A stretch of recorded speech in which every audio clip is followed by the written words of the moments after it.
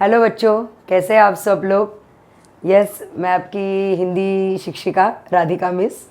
अभी देखिए हम लोग व्यवहारिक हिंदी पढ़ रहे थे। फीचर लेखन हो गया है, पल्लवन हो गया है, मैं उद्घोषक हो गया है, ये सब कुछ हमारे पाठ पढ़ा के हो गए हैं। तो ये लास्ट है ब्लॉग लेखन।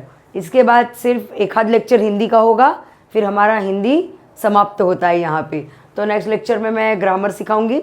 तो अभी जो आप बच्चों बता रहे थे कि ये पहले हम लोग पाठ पढ़ाएंगे, तो इसके बाद पेपर पैटर्न मैं आपको आज समझाऊंगी कि कुल कौन से प्रश्न कितने मार्क के लिए आने वाले हैं।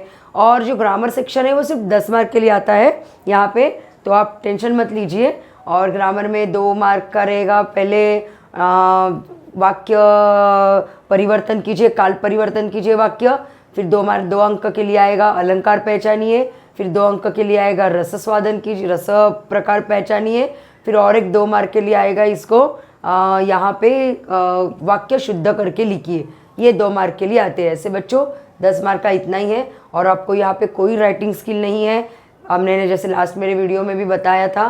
तो आप टेंशन मत लीजिए। बहुत बच्चे मैं कमेंट में पढ़ रही हूँ कि पेपर पैटर्न समझाइए, पेपर पैटर्न समझाइए। सो ओके, आज ये हमारा चैप्टर जब पढ़ा के होगा मैं आपको पेपर पैटर्न बताऊंगी। और ग्रामर नेक्स्ट वीडियो में सिर्फ ग्रामर रहेगा, बिकॉज पढ़ाने के लिए कुछ है भी नहीं। तो ऑब्वियसली ग्रामर पढ़ेंगे। ये 4 जो बचे हैं ये ग्रामर पढ़ेंगे बच्चों। तो देखिए ब्लॉग लेखन, व्यवहारिक हिंदी पढ़ रहे थे ना। व्यवहारिक हिंदी मतलब हमारे फ्यूचर, जैसे मैंने बोला कि आपको अपने भविष्य के लिए पर्टिकुलर एक चॉइस नहीं है। तो व्यवहारिक हिंदी हमें यही बताता है कि आपको बहुत सारे मार्ग है, बहुत सारे आपको ऑप्शन है आप हमारी लाइफ के लिए। ओके, देखो ब्लॉग लेखन है, प्रवीण बरदापुरकर इन्होंने ये ब्लॉग लेखन लिखा है। तो लेखक परिचय है। ब्लॉग लेखन के सफलतम लेखक प्रवीण बरदापुर का जन्म 3 सितंबर 1955 को गुलबर्गा में हुआ। मराठी पत्रकारिता में आपको सम्मान का स्थान प्राप्त है। राजनीतिक, सामाजिक, आर्थिक तथा सांस्कृतिक क्षेत्रों का गहराई से अध्ययन करने वाले तथा उन्हें समझने वाले निर्भीक पत्रकार के रूप में आप सुपरिचित हैं। आपने पत्रकारिता क्षेत्र में ब्लॉग लेखन को बहुत ही लोकप्रिय बनाया है। अब आपने अपने ब्लॉग द्वारा बदलते सामाजिक विषयों को परिभाषित करते हुए जनमानस की विचारधारा को नई दिशा देने का प्रयास किया है। आपके ब्लॉग धर्मनिरपेक्ष दृष्टिकोण की पुष्टि करते हैं। सीधी सादी, रोचक और संप्रेषणीय मराठी और हिंदी भाषा के आपके ब्लॉग की विशेषताएं हैं। ब्लॉग आपको सबको पता है, अभी तो सोशल वर्ल्ड है ये। अगर 10 साल पहले बताती तो बच्चों को बहुत हार्ड जाता कि what is mean by blog. तो आपको अभी पता रहेगा कि ब्लॉग क्या है। मतलब अपने विचार ठोस पूर्वक और संप्रेषणीय तरीके से पाठकों के सामने प्रस्तुत करना। ओके, अभी देखिए यहाँ पे प्रमुख कृतियाँ इनकी। डायरी, नोंदी डायरी नंतरच्या, दिवस असे की, आई, ग्रेस नावाचं गरुड आदि। तो यहाँ से पता चलता है कि बहुत सारे मराठी इन्होंने यहाँ पे प्रकार लिखे हैं, कृतियाँ। आलेख, वर्तमान समय में आलेख लेखन को महत्वपूर्ण स्थान प्राप्त हुआ है। समाचार पत्रों में छपने वाली विभिन्न आलेख विज्ञान, राजनीति, समसामयिक विषयों की विस्तृत, उपयोगी एवं ज्ञानवर्धक जानकारी देते हैं। फलस्वरूप पाठकों एवं रचनाकारों में आलेख लेखन के प्रति पठन एवं लेखन का भाव जागृत होता है, हो गया है। तो यहाँ पे पढ़ने वाला कितना इंटरेस्टेडली पढ़ेगा, और वो किस चीज़ में होगा, तो वो विज्ञान का भी हो सकता है, पॉलिटिक्स भी हो सकता है। तो कोई भी जनरली जो भी एक सब्जेक्ट है उस पर हम लोग यहाँ पे हमारे ब्लॉग लिखते हैं, ब्लॉग लेखन करते हैं। पाठ परिचय, अबाउट दिस चैप्टर। आधुनिक समय में पत्रकारिता का क्षेत्र बड़ी तेजी से फैलता जा रही है। अभी तो बहुत ही ज़्यादा। तो चलो इन्होंने तो लिखा होगा, एक बहुत दिन पहले की कथा लिखी होगी। तो अभी तो मतलब हर जगह पे जितने ज़्यादा टीवी चैनल्स एंटरटेनिंग के हैं उससे अधिक यहाँ पे समाचार पत्र के, न्यूज़ के हैं। समाचार पत्र हो अथवा टेलीविज़न के समाचार चैनल हो, पत्रकारिता अछूती नहीं रही है। पत्रकारिता क्षेत्र में ब्लॉग लेखन का प्रचलन भी लोकप्रिय बनता जा रहा है। प्रस्तुत पाठ में लेखक ने ब्लॉग लिखने के नियम, ब्लॉग का स्वरूप, उसके वैज्ञानिक पक्ष की चर्चा करते हुए महत्व को स्पष्ट किया है। ब्लॉग लेखन जहां एक और सामाजिक जागरण का माध्यम बन चुका है, वही पत्रकारिता के जीवित तत्व के रूप में भी स्वीकृत हुआ है तथा बड़ा ही लोकप्रिय माध्यम बन चुका है। जो ब्लॉग लेखन है वो बहुत ज़्यादा फेवरेट लोगों को बन रहा है। अभी ब्लॉग लेखन से तात्पर्य मतलब what is mean by blog, blog लेखन क्या है, कैसे लिखते हैं, इसकी स्पष्टीकरण क्या है। ब्लॉग अपना विचार, सबसे पहले हमारे विचार एकदम सीधे तरीके से पाठकों के सामने हमें रखना होगा। अपना मत व्यक्त करने का एक डिजिटल माध्यम है। ब्लॉग के माध्यम से हमें जो कहना है उसके लिए किसी की अनुमति लेने की आवश्यकता नहीं होती है। मुझे किसी पर भाष्य लिखना है तो मुझे किसी की अनुमति की कोई ज़रूरत नहीं, मैं डायरेक्टली यहाँ पे मेरी मन की बात में लिख सकती हूँ। ब्लॉग लेखन में शब्द संख्या का बंधन नहीं होता है, अतः हम अपनी बात को विस्तार से रख सकते हैं। ब्लॉग, वेबसाइट, पोर्टल आदि डिजिटल माध्यम है। अब अखबार, पत्रिका या पुस्तक हाथ में लेकर पढ़ने के बजाय उसे कंप्यूटर, टैब, सेलफोन से पर्दे पर पढ़ना डिजिटल माध्यम कहलाता है। तो पहले न्यूज़लेटर में ब्लॉग आता था, इनके विचार या इनके मत से ऐसे आता था, बट अभी इसकी कोई ज़रूरत नहीं। आप मोबाइल पर हर एक मोबाइल खोल के देखो, कोई ना कोई ज्ञानी मिल ही जाता है ज्ञान देने के लिए। हाँ, उसमें से हर एक बात जो है वो हम लोग निगलेक्ट नहीं कर सकते ना, कुछ बहुत अच्छी बातें रहती है, बहुत कुछ समझने। जितने फ़ायदे हैं, जितने नुकसान है, उतने फ़ायदे भी है, फ़ायदे उतने नुकसान भी है। तो हम लोग नुकसान जाने दो ना, नुकसान की यहाँ पे बात ही नहीं करते। तो हमारा फ़ायदा, तो कुछ अच्छी बातें पढ़ के अगर हमारा फ़ायदा हो सकता है तो क्यों ना ब्लॉग पढ़ा जाए। अभी देखिए, इस प्रकार का वाचन करने वाली पीढ़ी इंटरनेट के महाजाल के कारण निर्माण हुई है। तो ब्लॉग लेखन ये तो बहुत ज़्यादा अभी बहुत ज़्यादा क्या बोलते हैं, स्पीडली सबके पास कनेक्टिव हो गया ब्लॉग लेखन, बहुत ज़्यादा लोग पढ़ते हैं। तो ये किसके लिए, ये इंटरनेट की महाजाल से। इसके कारण लेखक और पत्रकार भी ग्लोबल हो गए हैं। नवीन वाचकों की संख्या मुद्रित माध्यम के वाचकों से बहुत अधिक है। इस वर्ग में युवा वर्ग अधिक संख्या में है। दुनिया की कोई भी जानकारी एक क्षण में ही पर्दे पर उपलब्ध हो जाती है। पहले हमें बुक देखना पड़ता था, या तो एक हफ्ता समय हमें वेट करना पड़ता था, 1 मंथ इनके विचार सुनने के लिए। अभी कुछ भी ज़रूरत नहीं, और आए दिन नए सेम थॉट्स वाले आप एक डालो तो ऐसे हज़ारों मिलते हैं कि इनकी क्या विचार है इस मत पर। ओके, ब्लॉग की खोज, ये खोज कैसे हुई? ब्लॉग की खोज के संदर्भ में निश्चित रूप से कोई डॉक्यूमेंटेशन उपलब्ध नहीं है, पर जो जानकारी उपलब्ध है उसके अनुसार जस्टिन हॉल ने सन 1994 में सबसे पहले इस शब्द का प्रयोग किया है। जॉन बर्गर ने इसके लिए वेब ब्लॉग शब्द का प्रयोग किया था। माना जाता है कि सन 1999 में पीटर मेरहोल्स ने ब्लॉग शब्द को प्रस्तापित कर उसे व्यवहार में लिया, उसको एस्टैब्लिश करके एज अ पब्लिकली उसको लॉन्च किया गया। पहले वेब ब्लॉग कहते थे, फिर बाद में यहाँ पे 1999 में पीटर मेरहोल्स ने इसको सही तरीके से ब्लॉग इस शब्द का व्यवहार में प्रचलित किया नाम। भारत में 2002 के बाद ब्लॉग लेखन आरंभ हुआ और देखते देखते यह माध्यम लोकप्रिय हुआ तथा इसे अभिव्यक्ति के नए माध्यम के रूप में मान्यता भी प्राप्त हुई। ब्लॉग लेखन शुरू करने की प्रक्रिया, अभी तो हमने पहले पढ़ा कि ब्लॉग लेखन कहाँ पे स्टार्ट हुआ, कैसे स्टार्ट हुआ। अभी देखते हैं इसकी प्रक्रिया, उसका प्रोसीजर। यह एक टेक्निकल अर्थात तकनीकी प्रक्रिया है।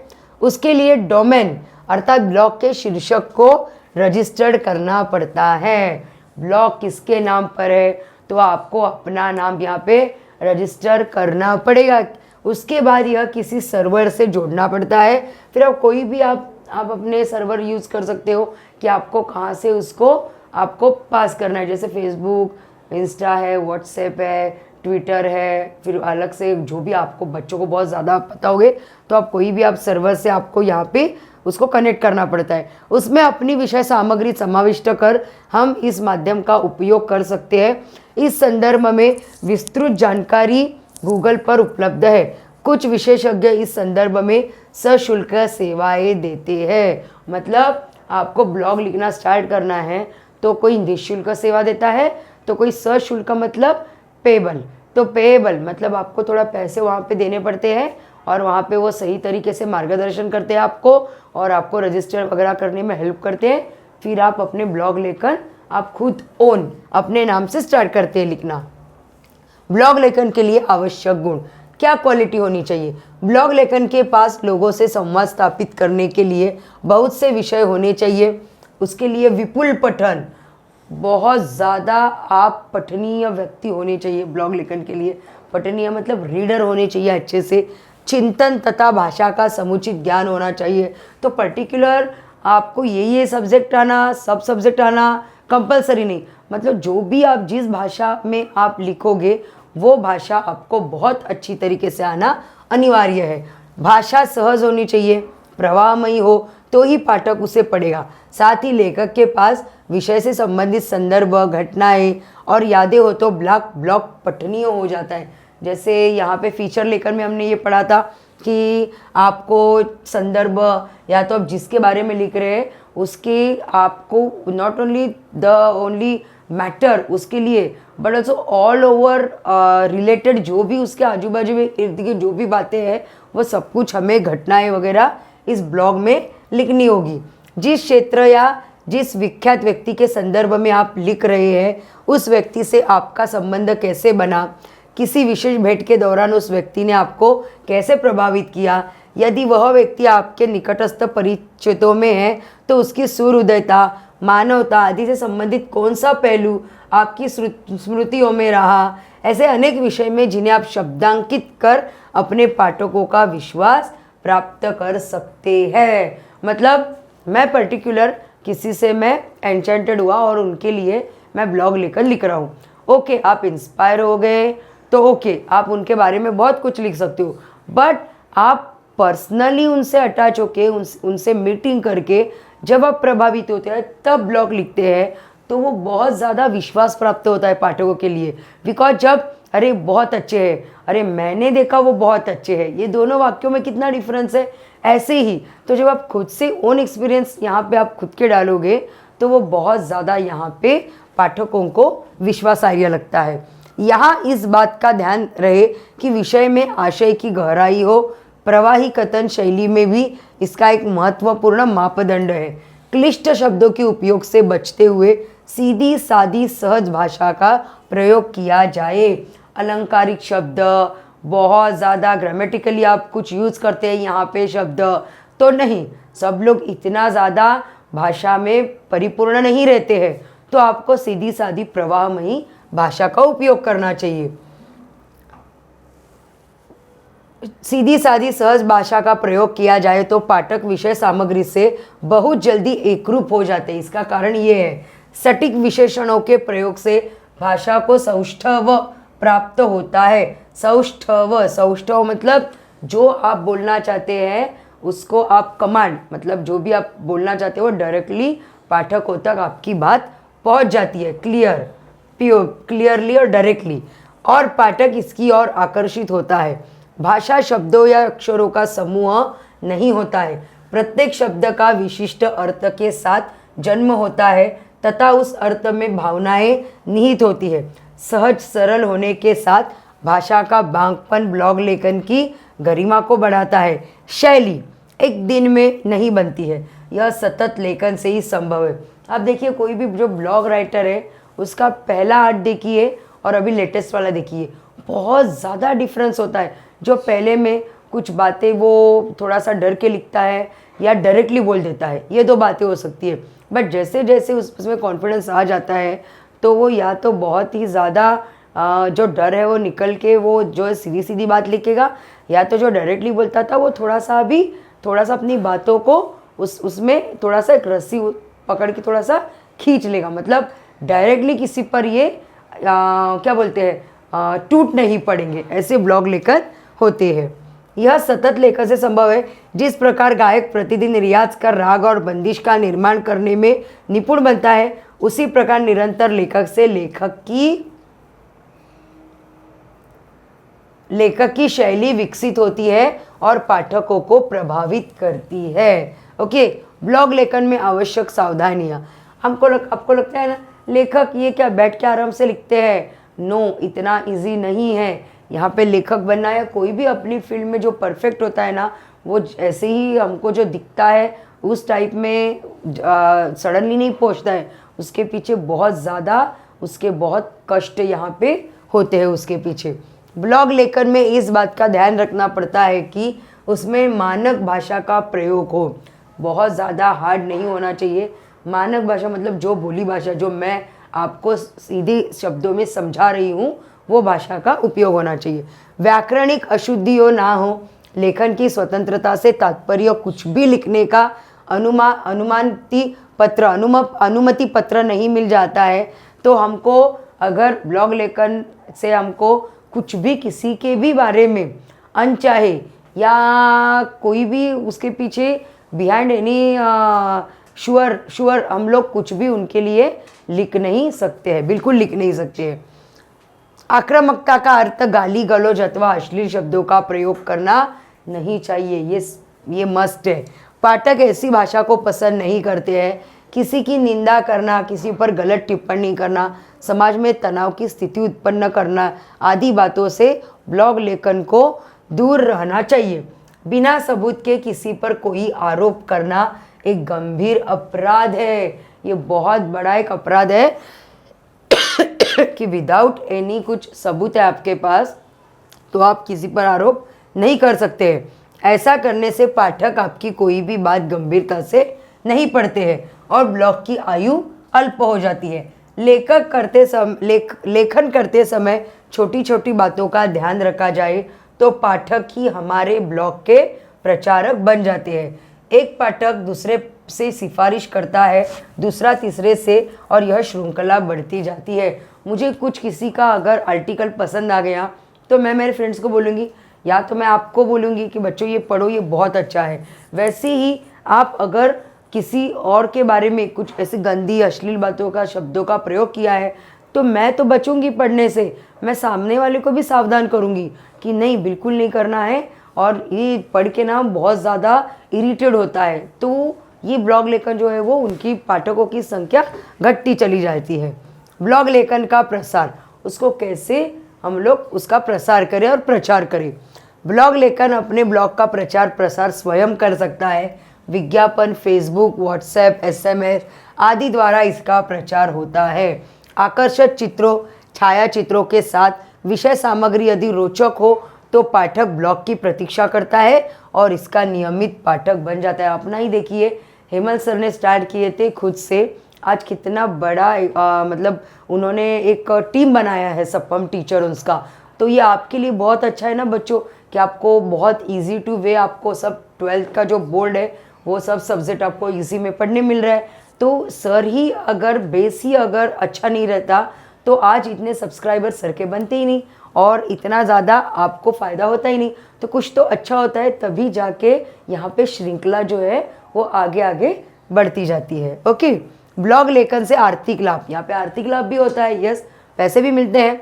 ब्लॉग लेखन से आर्थिक लाभ भी होता है। विशेष रूप से हिंदी और अंग्रेजी ब्लॉग लेखन का व्यापक पाठक वर्ग होने से इसमें अच्छी कमाई होती है। व्यापक मतलब बहुत ज़्यादा प्रमाण में उपलब्ध है इसके रीडर।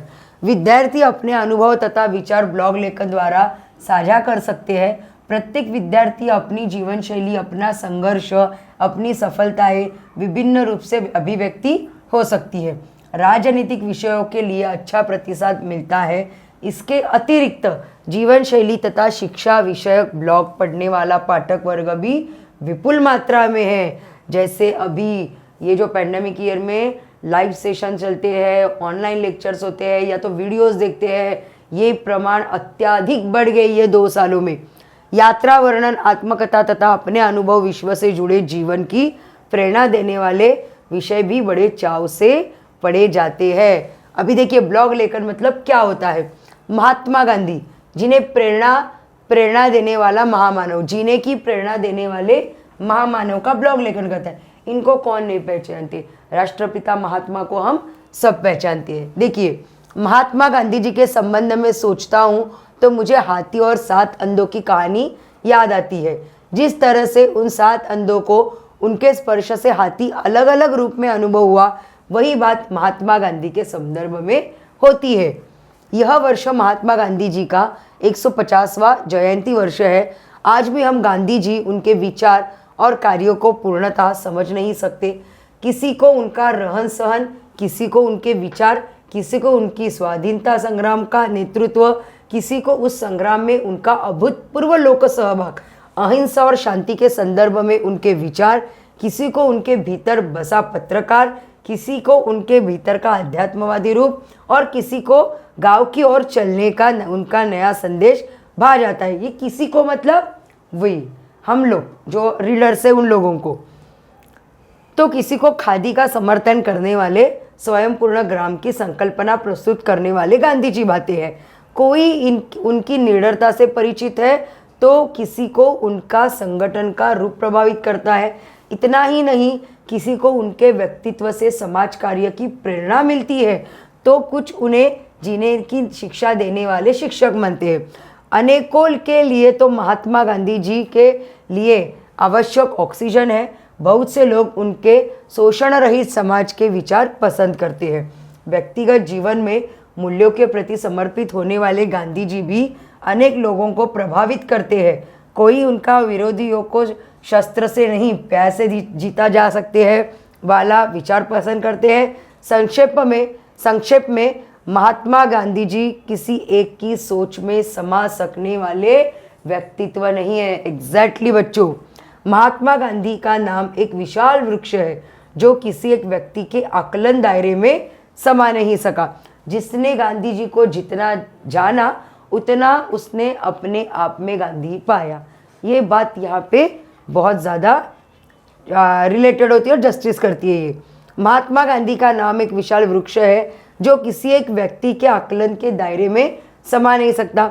महात्मा गांधी का एक अन्य रूप भी है। सभी धर्मों तथा जातियों के बच्चों, बड़ों, धनवानों, निर्धनों को, नगरीय तथा ग्रामीण सभी को महात्मा गांधी अपने लगते हैं। दिहाड़ी मजदूरियों वाले अति निर्धन व्यक्ति को भी गांधी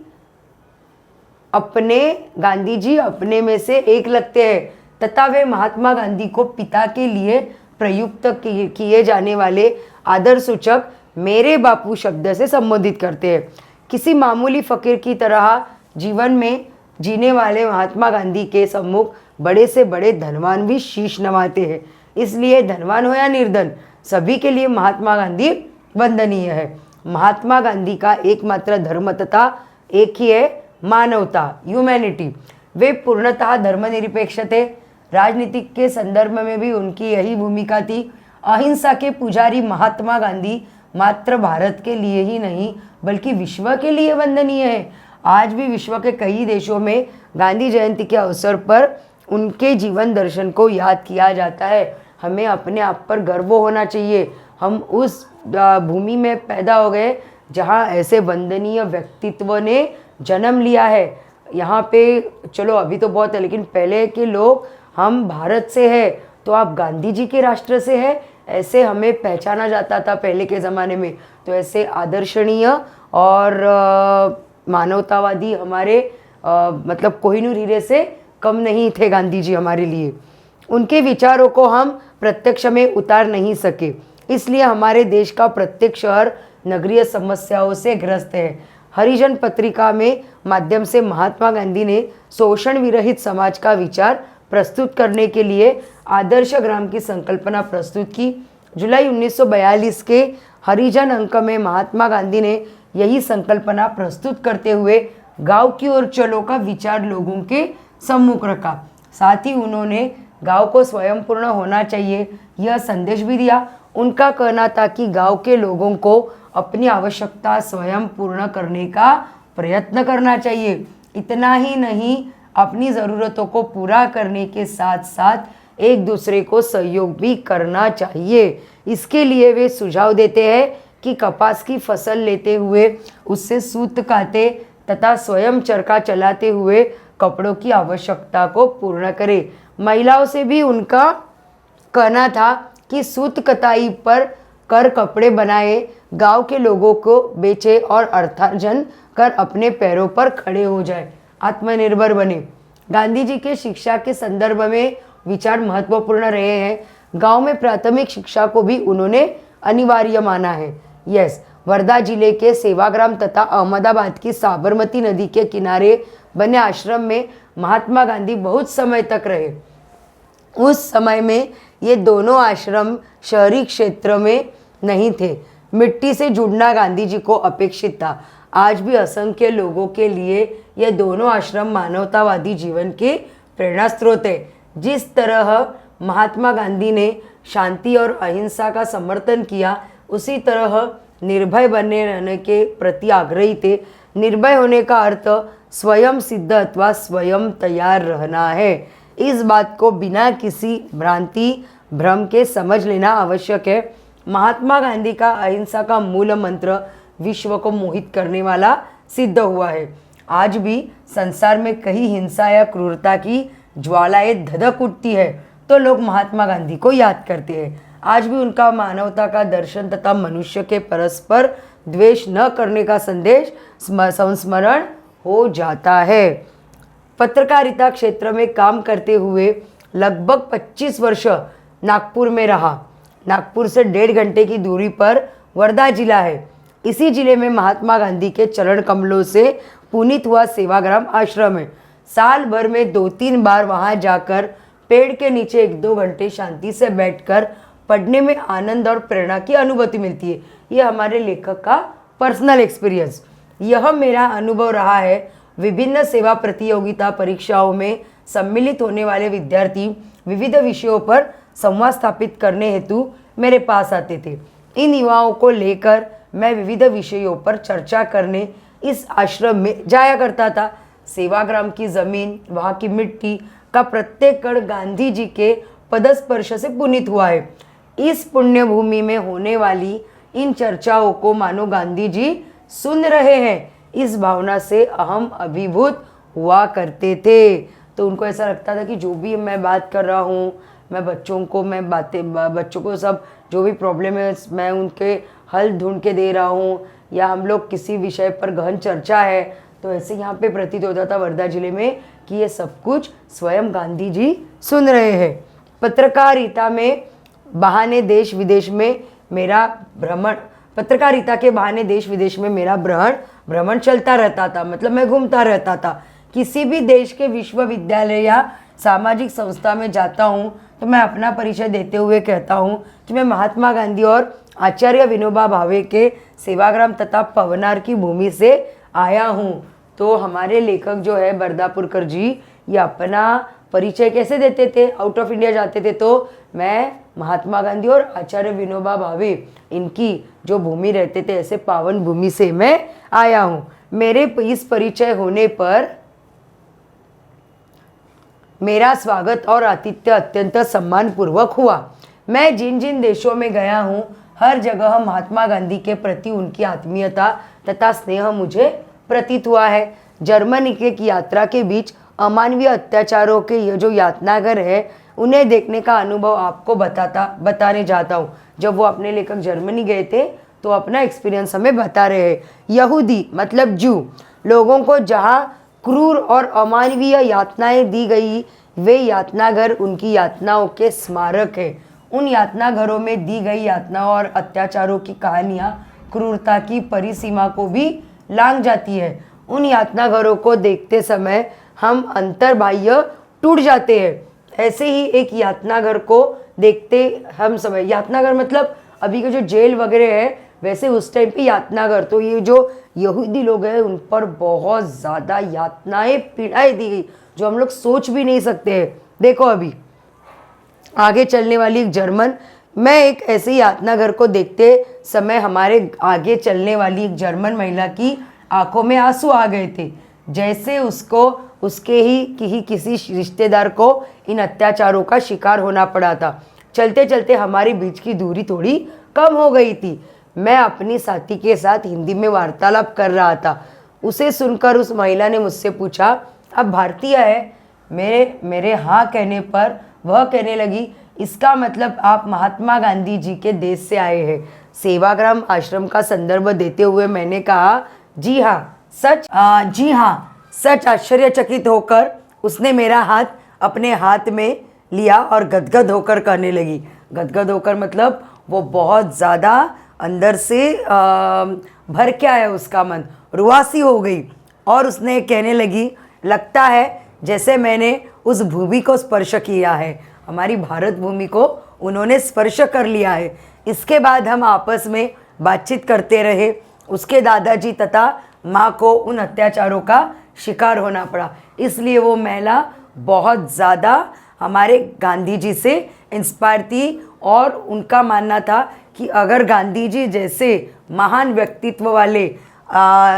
व्यक्तित्व वाले जो कोहिनूर हीरे के समान उनका व्यक्तित्व था, ऐसे हमारी भूमि पर जन्म लेते तो शायद से मेरी माँ और मेरी दादाजी को इनका शिकार नहीं होना पड़ता था। परिणामतः वह बचपन में ही बेघर अनाथ हो गई। उस महिला ने महात्मा गांधी को पढ़ा था। लुई फिशर द्वारा लिखित गांधी जी की जीवनी उसके व्यक्तिगत पुस्तकालय में थी। उसका पर्सनल जो एक बुक का उसका अपना एक पुस्तकालय था, लाइब्रेरी थी, उसमें लुई फिशर और गांधी जी की बहुत सारी पुस्तकों का संग्रह था बच्चों।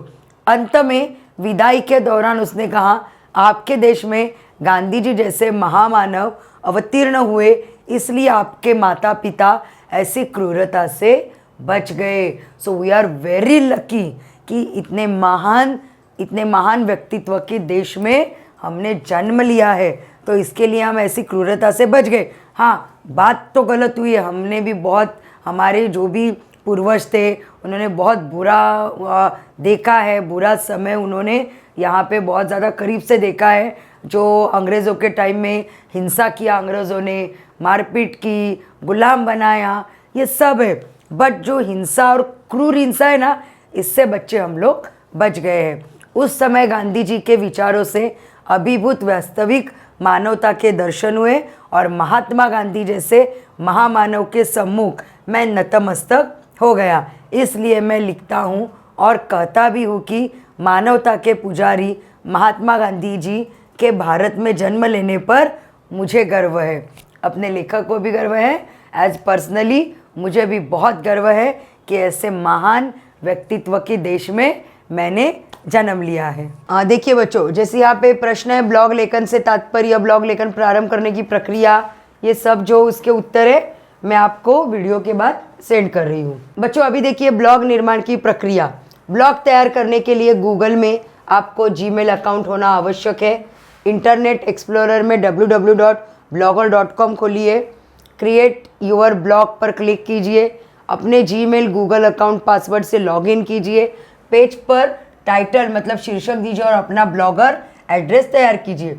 उदाहरणार्थ यहाँ पे उन्होंने एक ब्लॉग तैयार किया है, vidya1234@blogspot.com, थीम है कुछ भी का चयन कीजिए, क्रिएट ब्लॉग पर क्लिक कीजिए, आपका ब्लॉग बच्चों रेडी हो गया। ब्लॉग लेखन आवश्यक सावधानियाँ, आपको क्या सावधानियाँ बरतनी, देखिए ब्लॉग लेखन के विषय का चुनाव करते समय सूझबूझ का होना आवश्यक है। ब्लॉग लेखन में सामाजिक संकेतों का पालन आवश्यक है। ब्लॉग लेखन में सामाजिक स्वास्थ्य का विचार होना वह समाज विघातक न हो, ये देखना ज़रूरी है। ब्लॉग लेखन के लिए प्राप्त स्वतंत्रता का उचित उपयोग करना चाहिए। यहाँ से हमारा आज हिंदी जो चैप्टर एंड पोएम है वो कंप्लीट हुए हैं।